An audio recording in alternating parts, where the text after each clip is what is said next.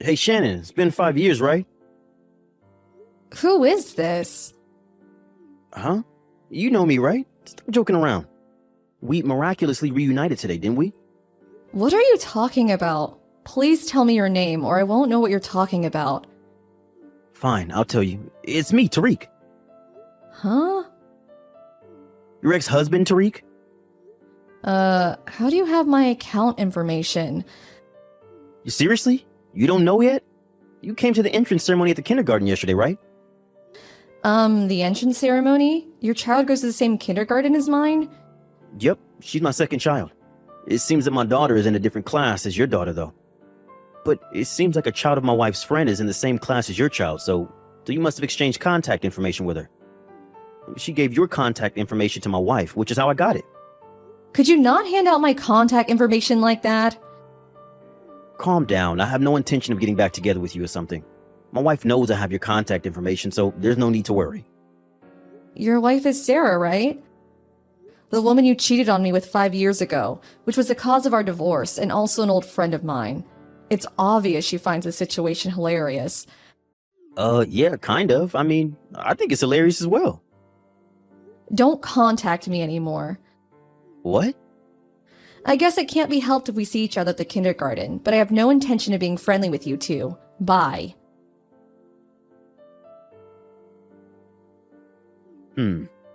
This gets more and more hilarious the more I think about it. If you, who was infertile, were at the kindergarten, then that must mean that you married someone who already had children. Huh? Even if you come to the entrance ceremony pretending to be a mother, it's not your actual child, so it's a bit funny thinking about it. So you still think I'm infertile? But you couldn't bear a child in the 3 years that we were together, right? Mom said that if a woman can't bear a child in 3 years, then she must be infertile. But I never even gotten myself tested for infertility. It must have just been bad timing. But the truth is that you couldn't have a child, which means that you're infertile. You knew this, and that's why you married a single father, right? I'm my husband's first wife, and the child that was born between us is also his first child. Stop being delusional. I'm delusional? Yeah, these are the sad fantasies of a woman who can't give birth. You really are strange. Fine. Our children go to the same kindergarten, so we'll probably see each other again whether we want to or not. So I'll tell this to you now to prevent any misunderstandings in the future. What is it? I've already given birth to 3 children. Huh? My eldest son, who's 3 years old, the one who came to the entrance ceremony yesterday, and 2 twin daughters who were half a month ago. Huh? You're infertile but have 3 children? That means your husband had 3 children with his previous wife, right? Stop making weird excuses. It's confusing. I gave birth to all 3 of them. But you're infertile and... I told you that I gave birth after we divorced. Do you not understand that what I'm trying to say is that I'm not infertile? Huh? You gave birth to them? Yes, that's what I told you multiple times. Oh, and it's not like I underwent some sort of infertility treatment. I gave birth to them naturally. Then why didn't you get pregnant in the 3 years you were married to me? Why are you asking me that? Tell me. All I know is that there were no problems with my body. You think about what other possibilities there might have been. Goodbye. Because of you, my wife took my children and went to her parents' house. What? Don't get me involved in your fights, please. I'm not involving you. This is your fault. I wanted to find out whether you had actually given birth to your son, so I dropped off and picked up my child to and from kindergarten as much as possible so I could have a chance to meet you. Oh, you're talking about 10 days after the entrance ceremony, right? I was with my husband, right? Yes, that husband. I tried to talk to you, but as I tried to approach, you suddenly appeared from behind your back. I thought I had seen him before, and so I looked closely at his face, which is when I noticed that he was the executive director at my office. Apparently, I only found out when he told me after we got married. I know that he has a son the same age as my daughter. When I heard that his wife gave birth to twin daughters a few months ago, does that mean that what you were saying was true? I see. So that's why you ran off without even talking to me, your face pale. I haven't seen you since, but I'm not complaining. Something terrible has happened to me. What? I did a bit of research after that and found out that men being infertile is more common than I thought. I did a DNA test with my child. The result was, well, he was my child. Oh, good for you. Yeah, but my wife found that I had done a DNA test behind her back, and she got furious at me for suspecting her of cheating. Oh, and that's why she took your children and went to her parents' house. But I don't see how that has anything to do with me. If you hadn't said anything strange, I would have never have done a DNA test. Wouldn't this have never happened if you never bothered me in the first place? Then why did you reply to my text? Because you still insisted that I was infertile, and you even said that my husband was a single father or something. Don't you think it was only natural for me to get annoyed and correct you?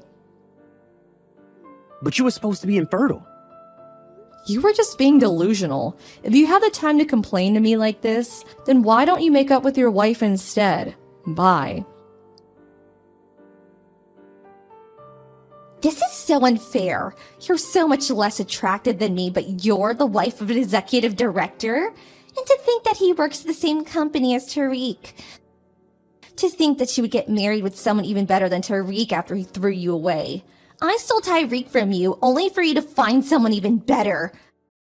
Unfair. That's so unfair. I'm gonna steal this new husband of yours.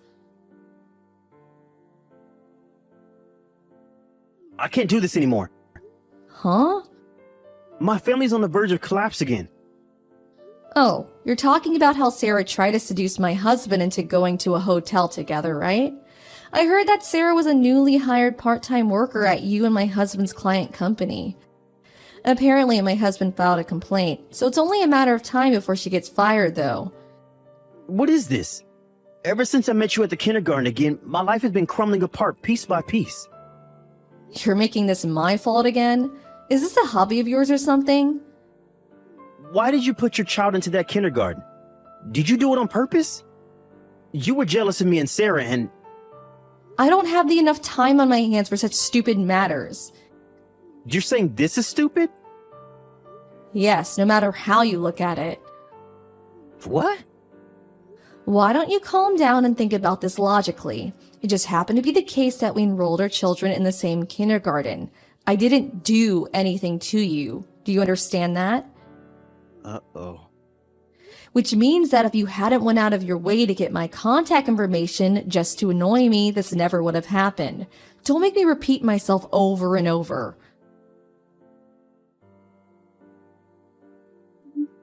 Shannon, I turned in my divorce papers earlier, so could you get divorced as well and get back together with me? Huh? Let's just give custody of our children to our current partners and give birth to children of our own. It seems that neither of us are infertile, so you were getting a bit old to give birth, but you can handle one more, right? Jesus, will you seriously never leave me alone? What? It's been medically proven that too much stress makes it more difficult to have children. What? What are you trying to say? Don't you get it? Huh? You bothering me like this all the time is a huge source of stress.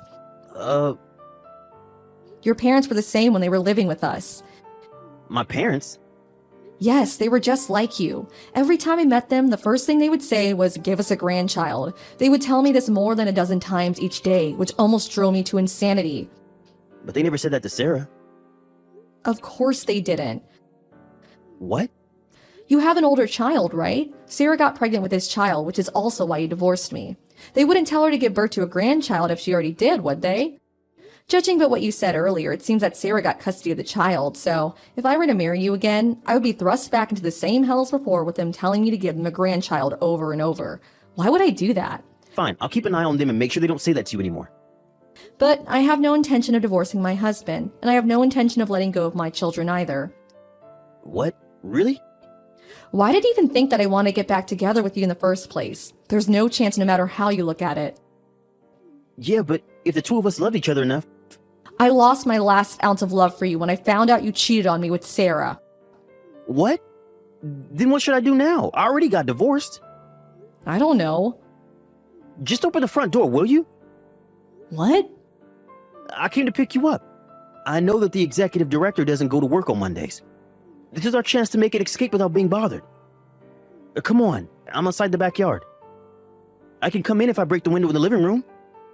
Hold on. If I could just get a hold of you for a day, then you'll have no choice but to get divorced. Are you an idiot? Huh? Is that how you talk to your husband? If the executive director doesn't go to work on Mondays, then he isn't at the office now, right? Yeah, that's why. Then doesn't that mean there's a high probability that he's currently at home? In fact, he is. Huh? Apparently he's going to tell the company about this. No way. We already called the police, by the way. I hear sirens. There's no use trying to run anymore. Goodbye. I didn't expect that he would try and break in our house and get caught by the police. Not long after that, Tyreek was fired from his job. We received an alimony from Tyreek and Sarah, and after that placed a restraining order on them. I haven't seen them since. Apparently, both of their families got involved in a fight over who would get custody of their children. Since neither of the parents were functioning adults, the grandparents of the children had to settle things for them. Each family would gain custody of one child, and they would be adopted by relatives. The relatives of both Tyreek and Sarah cut ties with their families. It seems the 6 of them, Tyreek, Sarah, and their 4 parents, all are currently unemployed. There are eyewitness accounts saying that they were living together under a bridge, but it's uncertain where they really went.